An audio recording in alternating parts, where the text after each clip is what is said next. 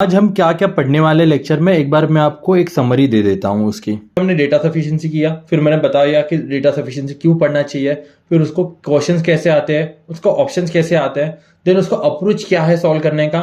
Then मैंने question 1 2 3 4 5 6 7 6 question, तो मैंने आपको 6 क्वेश्चन भी सॉल्व करके दिखाए। तो पूरा वीडियो की समरी ये होगी। तो चलो वीडियो को शुरुआत करते हैं। Hello guys, welcome to UPSC prelims. Guys, आज मैं पढ़ाऊंगा डेटा सफिशिएंसी। डेटा सफिशिएंसी को जिसी को ही लोग स्टेटमेंट बेस्ड क्वेश्चन उसको कैसे सॉल्व करना, मैं आज आपको वो पढ़ाऊंगा।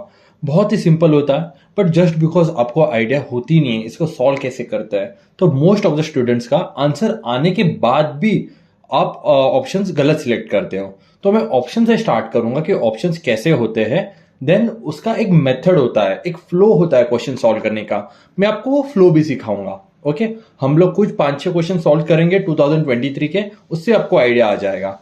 तो सबसे पहले कि ये डेटा सफिशिएंसी इंपॉर्टेंट है क्यों, पहले तो ये बताऊंगा मैं आपको। देखो, अभी क्या हो जाता है कि आप क्या करते हो, आप रीजनिंग की प्रैक्टिस कर लेते हो, आप कॉन्ट्स की प्रैक्टिस कर लेते हो। ओके, बट इन दोनों को मिला के एक डेटा सफिशिएंसी का क्वेश्चन यूपीएससी बना देता है। तो जस्ट बिकॉज आपको टॉपिक आ रहा है इसका मतलब यही नहीं आपको डेटा सफिशिएंसी भी पॉसिबल होगा सॉल्व करने, क्योंकि उसका जो मेथड होता है थोड़ा डिफरेंट होता है सॉल्व करने के लिए। तो यूपीएससी का न्यू ट्रेंड ऐसा हो रहा है। ओके, यूपीएससी ने 2020 से स्टार्ट कर दिया डेटा सफिशिएंसी। 2021 में भी पूछा, 2022 में भी पूछा, 2023 में तो 7 क्वेश्चन पूछे डेटा डेटा सफिशिएंसी से। ओके, तो ऑब्वियसली 2024 में भी होगा, तो उसके लिए हमें डेटा सफिशिएंसी सीखना पड़ेगा।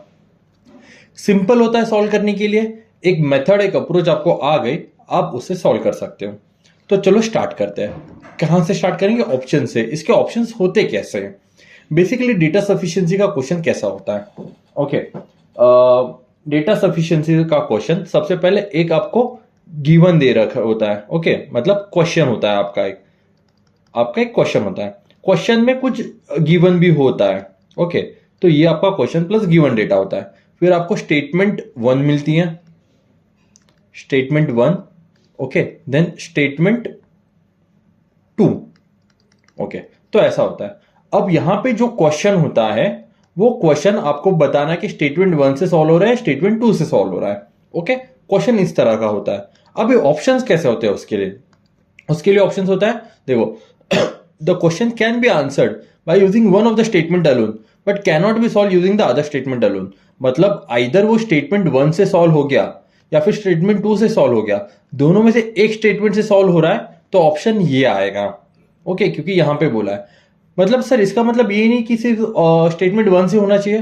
व्हाट इफ वो स्टेटमेंट 1 से नहीं हो रहा है और वो स्टेटमेंट 2 से हो रहा है? ओके, तो इसका भी आंसर ए ही हो जाएगा। The question can be answered by using one of the statement alone but cannot be answered using the other statement alone। Okay, then the statement can be answered using either statement alone। either statement alone मतलब statement 1 से भी वो solve हो रहा है and statement 2 से भी वो सॉल्व हो रहा है। ओके, ये ऑप्शन का मतलब ये हो जाता है। then the question can be answered by using both the statement together but cannot be answered using the either statement alone। मतलब देखो, स्टेटमेंट 1 से वो सॉल्व नहीं हो रहा है, स्टेटमेंट 2 से भी सॉल्व नहीं हो रहा है, बट अगर मैं स्टेटमेंट 1 एंड 2 एक साथ अप्लाई करूं देन वो सॉल्व हो रहा है। Okay, excuse me. तो इसका ऑप्शन, इसका मतलब ये हो गया कि स्टेटमेंट 1 एंड 2 आपको दोनों को एक साथ अप्लाई करना पड़ेगा, तब जाके आपका वो क्वेश्चन सॉल्व हो जाएगा। And the question cannot be answered even using the both the statement alone. मतलब वो 1 से भी सॉल्व नहीं होगा, 2 से भी सॉल्व नहीं होगा, एंड 1 प्लस 2 दोनों भी स्टेटमेंट आप लगा लोगे फिर भी आपसे सॉल्व नहीं होगा। तो इसका आंसर, इसका मतलब आंसर ऑप्शन इसका डी होगा। ओके, आई होप आपको ऑप्शन समझ में आ गए कि ऑप्शंस कैसे आते हैं। ओके, तो चलो अब आगे बढ़ते हैं। अब आगे क्या, ये क्वेश्चन हो गया। देन क्वेश्चन के स्टेटमेंट्स हो गए कि स्टेटमेंट ऐसे आते हैं। अब सर इसको फिर अब सॉल्व कैसे करेंगे? ओके, इसका मेथड क्या है? ओके, तो सबसे पहले मैं आपको मेथड बता दूं। देखो, मेथड बहुत सिंपल होता है। ओके, आपको सबसे पहले क्वेश्चन देंगे। Excuse me guys. ओके, आपका जो भी क्वेश्चन होगा ना, आपका जो भी क्वेश्चन होगा, ओके, उसको क्वेश्चन को वैसे ही रखिए। ओके, देन स्टेटमेंट 1 होता है, स्टेटमेंट 2 होता है। तो सबसे पहले हम क्या करेंगे, स्टेटमेंट वन से देखेंगे, जो भी स्टेटमेंट वन है उसके डेटा से देखेंगे ये हमारा क्वेश्चन सॉल्व हो रहा है या नहीं हो रहा है। अगर उसके डेटा से क्वेश्चन सॉल्व हो रहा है तो हम लोग उसको राइट करेंगे, अगर क्वेश्चन सॉल्व नहीं हो रहा है तो उसको रॉन्ग मार्क करेंगे। ओके, देन इसको अब स्टेटमेंट वन को भूल जाएंगे पूरी तरह से और स्टेटमेंट टू पे आएंगे। अब स्टेटमेंट टू का जो डेटा है उसको यूज करके देखेंगे कि ये क्वेश्चन सॉल्व हो रहा है या नहीं हो रहा है। अगर ये सॉल्व हो रहा है तो अच्छी बात है, ठीक है, तो उसको राइट मार्क करेंगे, अगर नहीं हो रहा है तो उसको रॉन्ग मार्क करेंगे। ओके, अब इसके बाद अगर दोनों से भी नहीं हुआ सॉल्व तो हम लोग दोनों स्टेटमेंट यूज करेंगे। दोनों स्टेटमेंट यूज करके हम ट्राई करेंगे कि क्वेश्चन सॉल्व हो रहा है या नहीं हो रहा। अगर हो रहा है तो अच्छी बात है, अगर नहीं हो रहा है तो वैसे हम लोग लिखेंगे। ओके, तो ये हो गया आपका अप्रोच। चलो अभी इसको प्रैक्टिकल वे में देखते हैं कि इसको करना कैसा होता है। Excuse me, consider the following question and the statement. क्या लिखा है, A B C D E in a family. Okay, what is the relation of E to B. Question क्या है, this is the question, what is the relation of E to B का रिलेशन क्या है। मैं साइड में लिख लेता हूं आपको समझाने के लिए। क्वेश्चन है मेरा, ई टू बी का रिलेशन क्या है। ओके, अब देखो, अब जैसे जैसे उन्होंने स्टेटमेंट दिया है ना वैसे वैसे स्टेटमेंट को लिखा जाएगा। ओके, क्या लिखा है, स्टेटमेंट वन दे रखा है उन्होंने, A is married to B. I hope आपको ब्लड रिलेशन सॉल्व करना आता होगा। अब जब भी मैरिड बोलते हैं तो हम उसे डबल लाइन से बोलते हैं कि डबल लाइन मतलब मैरिड हो गया। ओके, देन स्टेटमेंट टू कह रहा है मेरे पास, D is the father of सी।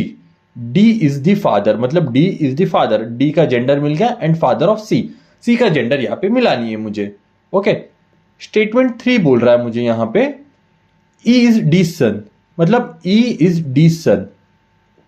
देखो अब यहां पे मेरे पास स्टेटमेंट टू पे डी का जेंडर है बट थ्री में मुझे डी का जेंडर दे नहीं रखा, तो मैं डी का जेंडर नहीं लिखूंगा। अब बहुत सारे एस्पेक्ट्स क्या करेंगे, अच्छा हो गया डी का जेंडर तो मुझे पता चल गया, तो यहां पे भी मैं डी का जेंडर लिख दूंगा।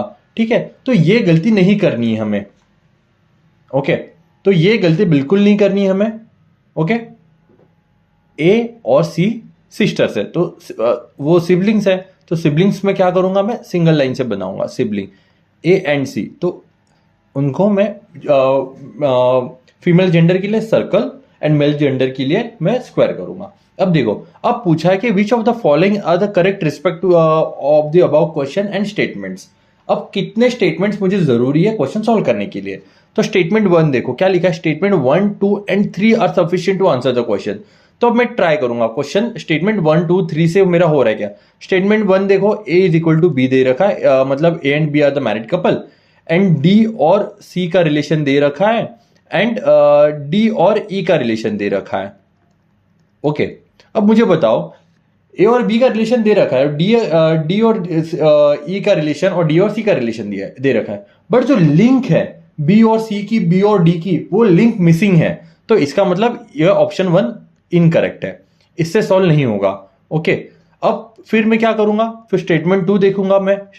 ऑप्शन टू क्या है मेरे पास, ऑप्शन टू दे रखा है statement one three and four are sufficient to answer the question. अब देखो वन क्या है, A and B are married. Okay, and three क्या है, डी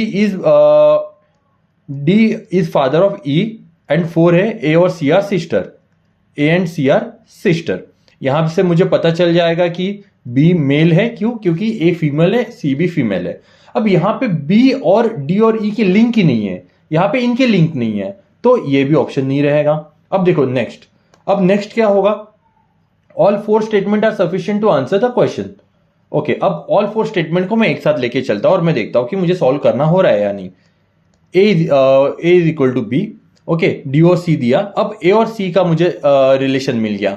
ओके, और ए और सी का रिलेशन मैं सारे लगा रहा हूं, A and B are married, A और C are the siblings, okay, और the both are sisters. Okay, and B का रिलेशन नहीं मिला है, ठीक है। अब इसके बाद सी का रिलेशन और डी का रिलेशन है। ओके, ये डी यहां पे आ जाएगा।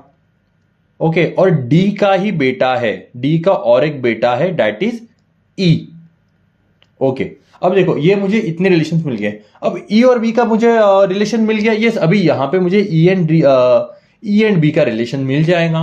ठीक है, ये मटरनल अंकल हो जाएंगे उसके। ओके, क्योंकि B is a male, A female है तो बी मेल हो जाएगा, तो रिलेशन मुझे मिल गया। तो सारे रिलेशन यूज करके मुझे आंसर मिल गया। ओके, तो इसको इस तरह से हम लोग अप्लाई करेंगे। ओके, चलो आगे बढ़ते हैं। आगे क्या लिखा है, क्वेश्चन देखो, क्वेश्चन लिखा है question is P is greater than Q. Question क्या है मेरा, is P is greater than Q, ये मेरा क्वेश्चन है। अब स्टेटमेंट वन क्या दे रखा है, स्टेटमेंट वन लिखूंगा मैं P into Q is greater than zero, and statement two दे रखा है P square is greater than Q square. Okay, अब मुझे क्या करना है, अब मुझे देखना है कि स्टेटमेंट, सबसे पहले एक फॉर्मेट होगा, एक अप्रोच होगा। क्या करूंगा, सबसे पहले मैं स्टेटमेंट वन से सिर्फ सॉल्व हो रहा है क्या नहीं वो देखूंगा। तो स्टेटमेंट वन क्या है मेरे पास, स्टेटमेंट वन है मेरे पास p into Q is greater than zero. तो समझो अगर मैंने p की वैल्यू वन रखी और q की वैल्यू टू रखी तो ऑब्वियसली ग्रेटर देन जीरो आ जाएगा। ये तो आंसर मिल गया। बट यहां पे मैं यहां पे मेरा क्यूब ग्रेटर है, बट यहां पर अगर मैं p की वैल्यू -1 रखूंगा और q की वैल्यू -2 रखूंगा, ओके, तो मुझे क्या मिलेगा, ये भी ग्रेटर देन जीरो मिलेगा, that is 2 is greater than zero. But यहां पे जो मेरा ये फर्स्ट है एंड ये सेकंड जो मैंने अज्यूम किया है, यहां पे मेरा क्यू स्मॉलर है ना, -2 स्मॉलर देन -1, तो इससे तो मुझे कुछ मिल नहीं रहा। Okay, then statement two apply करके देखता हूं मैं। स्टेटमेंट टू में क्या देखा, P square is greater than Q square. अब देखो पी स्क्वायर मैंने रखा कि 1, okay, 1 is greater than 2, okay, मतलब 1 इज ग्रेटर, पी को मैंने 1 रखता हूं एंड क्यू को मैं 2 रखता हूं, मतलब पी स्क्वायर 4 हो जाएगा, ये पी स्क्वायर 1 हो जाएगा। ओके, तो ये नहीं होगा क्योंकि पी स्क्वायर ग्रेटर चाहिए, तो मैं क्या करता हूं, उल्टा लिख देता हूं। उल्टा कैसे लिखूंगा मैं, ये इसको 2 अज्यूम कर लेता हूं और इसको 1 अज्यूम कर लेता हूं। पी की वैल्यू 2, मतलब ये 4 हो जाएगा और ये 1 हो जाएगा। ओके, आ गया, मतलब यहां से मुझे पता चल रहा है कि पी बड़ा है। बट अगर मैंने इसको माइनस में कंसिडर किया, -2 स्क्वायर और यहां पे मैं लिखूंगा -1 स्क्वायर, तो ये क्या हो जाएगा, ये 4 हो जाएगा, ये 1 हो जाएगा। यहां पे भी पी स्क्वायर बड़ा है, बट पी की वैल्यू -1 इज ग्रेटर है ना, पी की वैल्यू -1 है और क्यू की वैल्यू -2 है। ओके, तो ग्रेटर कौन सी वैल्यू, -1 वैल्यू है, तो 2 से भी नहीं हो रहा है स्टेटमेंट, और स्टेटमेंट 1 से भी नहीं हो रहा है। ओके, अब देखो, ट्राई करो कि स्टेटमेंट 1 और 2 दोनों को अप्लाई करके देखो, दोनों को अप्लाई करके भी नहीं होगा, तो इसका आंसर क्या होगा, आंसर होगा the question cannot be answered even both the using the statement together. Okay, next question देखते हैं। नेक्स्ट क्वेश्चन क्या है, क्वेश्चन दे रखा है p plus Q minus R is greater than p minus Q plus R. ये question है where p Q R and integers, p Q R are integers मतलब क्या है कि वो इंटीजर्स है, वो फ्रैक्शंस नहीं है, इतना समझो। फिर स्टेटमेंट 1 दे रखा है, स्टेटमेंट 1 दे रखा है p minus Q is positive, and statement 2 दे रखा है p minus R is negative. अब देखो, अब मैं अप्लाई करता हूं कि स्टेटमेंट 1, अब स्टेटमेंट 1 से ओके मुझे क्या मिल रहा है, स्टेटमेंट 1 से p और q, p माइनस क्यू मिल रहा है इज पॉजिटिव, बट r का भी तो मुझे कुछ ना कुछ तो चाहिए ना। r का जब तक मुझे नहीं मिलेगा कुछ, ओके, तब तक मैं कुछ अज्यूम नहीं कर सकता इसका क्या हो सकता है, तो स्टेटमेंट 1 सफिशिएंट नहीं है। स्टेटमेंट 2 में p और r की वैल्यू दे रखी है, बट क्यू का नहीं दे रखा है, तो ये भी सफिशिएंट नहीं है। अब दोनों स्टेटमेंट में एक साथ अप्लाई करता हूं, p plus Q is positive, देखो p minus Q is positive, ये पॉजिटिव है, इसका मतलब ये क्या बोल रहा है यहां पे, p is greater than q। Okay, statement 1 ये बोल रहा है। ओके, स्टेटमेंट 2 देखो p minus R is negative, यहां पे बोल रहा है r is greater than q। अगर यहां पे r is greater than q बोल रहा है तो मुझे एक ये मिल गया कि r दोनों को मिला के r is greater than p is greater than q, ये मुझे एक रिलेशन मिल गया। ओके, अब देखो, अब ये रिलेशन, तीनों का रिलेशन मिल गया मुझे। अब ये रिलेशन में यहां पे अप्लाई करके देखता हूं, p plus Q, okay, p plus Q, p भी बड़ा है, q उससे थोड़ा कम है एंड r बड़ा है। ओके, तो इससे मुझे एक नंबर मिलेगा which is a greater number, और ये भी सबसे लार्जेस्ट है, तो दोनों को जब मैं माइनस करूंगा तब मुझे स्मॉलर नंबर मिलेगा। ओके, अज्यूम करता हूं, मैं आपको दिखाता हूं कि कैसे करके। देन p माइनस क्यू, अब p minus Q, p is greater number, okay, second largest, and q is the third largest, okay, जो कि स्मॉलेस्ट नंबर है। तो इसको मैं सॉल्व करूंगा तो ऑब्वियसली मेरा एक नंबर स्मॉल ही आ जाएगा, बट अगर उसको मैं क्यूब के साथ ऐड करूंगा तो ऑब्वियसली इससे मुझे लार्जर नंबर मिलेगा comparatively, p plus Q minus R से लार्जर नंबर मिलेगा। तो उससे मुझे पता चल जाएगा कि p minus Q plus R is my largest and p plus Q minus R is my smallest. तो उन्होंने बस इतना ही पूछा है, is p plus Q minus R is greater than? No, it is not greater than, क्योंकि p minus Q plus R is greater then is the largest. तो इसका आंसर तो मिल गया, ओके। इन्होंने ये नहीं पूछा था ना कि p plus Q minus R is greater than, उन्होंने पूछा इज ग्रेटर देन, ओके। तो आपको आंसर तो मिल गया, तो आंसर कैन बी सॉल्व। तो दोनों हमें स्टेटमेंट यूज करने पड़े। तो question can be answered by using both the statement together but can not be answered using the either statement alone. तो मुझे दोनों स्टेटमेंट यहां पे लगाने पड़े, ओके। देन नेक्स्ट पहला क्वेश्चन बहुत अच्छा नंबर सिस्टम से। Consider 3 digit number, what is a number? 3 digit number है, 1, 2 और 3 डिजिट नंबर। स्टेटमेंट 1 दे रखा है, the sum of the digit of the number is equal to the product of the digit, मतलब a plus B plus C is equal to a into B into C, कुछ तो ऐसा होगा, okay. And statement 2 बोल रहा है the number is divisible by the sum of the digits of the number. The number मतलब मैंने एक नंबर अज्यूम कर लिया ए बी सी, ओके, तो वो डिवाइड होगा a प्लस बी प्लस सी से डिविजिबल होगा, ओके। अब ऐसा कोई आपको नंबर पता है क्या? तो चलो हम लोग स्टेटमेंट 1 को पहले कंसीडर करते हैं, स्टेटमेंट 1 को कंसीडर करते हैं। ऐसा कोई आपके पास नंबर है क्या? आपके पास नंबर, चलो 1 2 3, 1 plus 2 plus 3 is equal to 1 into 2 into 3, okay. ये भी 6 हो जाएगा, ये भी 6 हो जाएगा। तो ऐसा एक नंबर है, बट यहां पे मुझे ये भी लग रहा है कि उन्होंने मुझे 3 डिजिट नंबर कहा है, बट यहां पे मैं 2 प्लस 1 प्लस 3 कर लूं तो ये भी तो 2 इंटू 1 इंटू 3, ये भी तो 6 ही वैल्यू आ जाएगी। तो ऑब्वियसली मुझे एक नंबर नहीं मिल रहा है, यहां पे मुझे बहुत अलग अलग नंबर मिल रहे हैं। तो स्टेटमेंट 1 से तो मेरा सॉल्व नहीं हो रहा है। तो अब मैं क्या करता हूं, मैं स्टेटमेंट 2 की तरफ जाता हूं, ओके। तो स्टेटमेंट 2 की तरफ जाता हूं। स्टेटमेंट 2 क्या बोला है?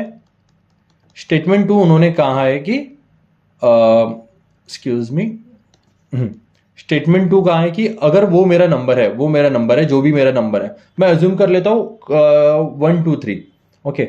1 2 3 नंबर है तो वो 6 से डिवाइड होगा। अब 1 2 3 तो नहीं हो रहा है 6 से डिवाइड, तो यहां पे मुझे ना कॉम्बिनेशंस लगाने पड़ेंगे 1 2 3 के, ओके। तो कॉम्बिनेशंस क्या क्या आएंगे? 123, 132, 1 फिर उसके बाद 231, 213, ओके। देन क्या आ जाएगा 321 एंड 312। अब देखो, अब नीचे क्या है मेरा 6 ही रहेगा, हमेशा 6 रहेगा। बट यहां पे आपको लग रहा है कि 6 का डिविजिबिलिटी क्या है? The number should be divisible by 2 and 3 से वो नंबर डिविजिबल होना चाहिए 2 एंड 3 से। तो मतलब ये सारे नंबर सबसे पहले तो 3 से डिविजिबल है, ओके, सारे नंबर, क्योंकि उनकी डिविजिबिलिटी 6 आती है, टोटल 6 आ जाता है। तो मुझे बस अभी इवन नंबर देखना है। तो ये जो नंबर है ये 6 से डिविजिबल होगा क्योंकि ये 2 से डिविजिबल है, एंड ये नंबर। अब मुझे बताओ, अब मैं दोनों भी नंबर, मेरे पास 2 नंबर आ गए, तो ऑब्वियसली यहां से भी मुझे आंसर नहीं मिल रहा है, ओके। तो स्टेटमेंट 1 से भी आंसर नहीं मिला और स्टेटमेंट 2 से भी आंसर नहीं मिला, ओके। तो ऑब्वियसली अगर मैं दोनों एक साथ भी लगा लूं फिर भी मुझे आंसर नहीं मिलेगा, क्योंकि मुझे यहां पे अगेन दोनों ही सोल्यूशन, दोनों ही नंबर मिलेंगे, okay. So the question can not be answered even by using the both the statement, okay guys. काफी सिंपल था ये, ओके। बस आपको पता होना चाहिए कि इसको करना कैसे है। एक बार आपको ये आइडिया लग गई तो आप काफी इजीली ये क्वेश्चन कर सकते हो।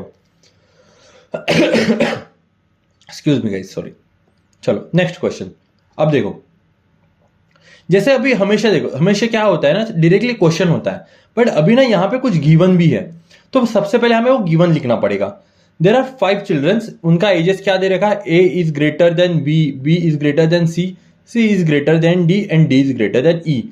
With any 2 successive ages differ by 2, मतलब सब 2 से बड़े हैं। मतलब अगर ए की वैल्यू 2 होगी तो बी की वैल्यू 4 होगी, ओके। तो सब में 2 का डिफरेंस है, ओके। अब यहां पे मुझे 2 का सबका डिफरेंस है, तो यहां से मैं एक रिलेशन निकाल सकता हूं, ओके। तो ये 2 हो जाएगा, ये 2 हो जाएगा, ये 2 हो जाएगा, तो ये 2 हो जाएगा।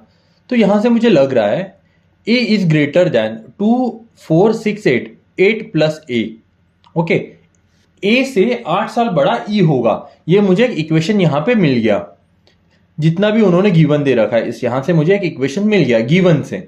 ओके, अब देखो उन्होंने स्टेटमेंट 1 दे रखा है, the age of the eldest is 3 times the youngest. Age of the eldest, eldest कौन है, A, is the 3 time of youngest, तो ये इक्वेशन मिल गया। और स्टेटमेंट 2 क्या है मेरे पास, the average age of the children is 8, average age is 8। अब देखो, अब मैं इसको सॉल्व करता हूं और मुझे देखता हूं आंसर आ रहा है क्या। E is equal to 3 into है, यहां पे मुझे गिवन में एक इक्वेशन है, तो ये इक्वेशन में इसमें पुट कर देता हूं। E is equal to 8 plus है, मतलब E इज इक्वल टू 3 है, तो 3a is equal to 8 plus a। Okay, then 2a is equal to 8 and a is equal to 4। और उन्होंने पूछा है कि what is the age of the youngest child, मतलब a की एज पूछा है, a की एज मुझे आ गई यहाँ पे 4, तो ये स्टेटमेंट सॉल्व हो रहा है, तो इसको मैं राइट मार्क करूंगा। ओके, अब डायरेक्टली आंसर मार्क करने नहीं जाऊंगा, मैं देखूंगा कि सेकंड से भी मेरा सॉल्व हो रहा है या नहीं। अब बोला है a is greater then b, b is greater then c, c is greater then d, d is greater then e, and बोला है द एवरेज एज इज 8। देखो जस्ट बिकॉज ये कंसेक्यूटिव है, ओके, तो मैं डायरेक्टली बोल सकता हूं जो भी मिडिल टर्म होगी उसकी एज 8 हो जाएगी। अगर इसकी 8 एज हो जाएगी तो ये 6 हो जाएगा, ये 4 हो जाएगा, ये 10 हो जाएगा, ये 12 हो जाएगा। ओके सॉरी, ये 4 हो जाएगा। अब डायरेक्टली इससे भी मुझे इसकी एज, एक एज 4 आ गई और इससे भी 4 आ गई, तो मुझे दोनों से भी आंसर आ रहा है। तो क्या बोलूंगा यहाँ पे, तो question can be solve using the either statement alone, the question can be solve using the either statement alone. Okay, तो ऐसे आपको स्टेप्स अप्रोच करना पड़ेगा आंसर को, तब जाके आपको वो आंसर आ जाएगा। चलो अब नेक्स्ट क्वेश्चन करते हैं। नेक्स्ट क्वेश्चन क्या दे रखा है यहाँ पे ये 2022 का क्वेश्चन ले रखा है। क्वेश्चन दे रखा है is Z is a brother of, is Z is a brother of x, ये मुझे क्वेश्चन दे रखा है।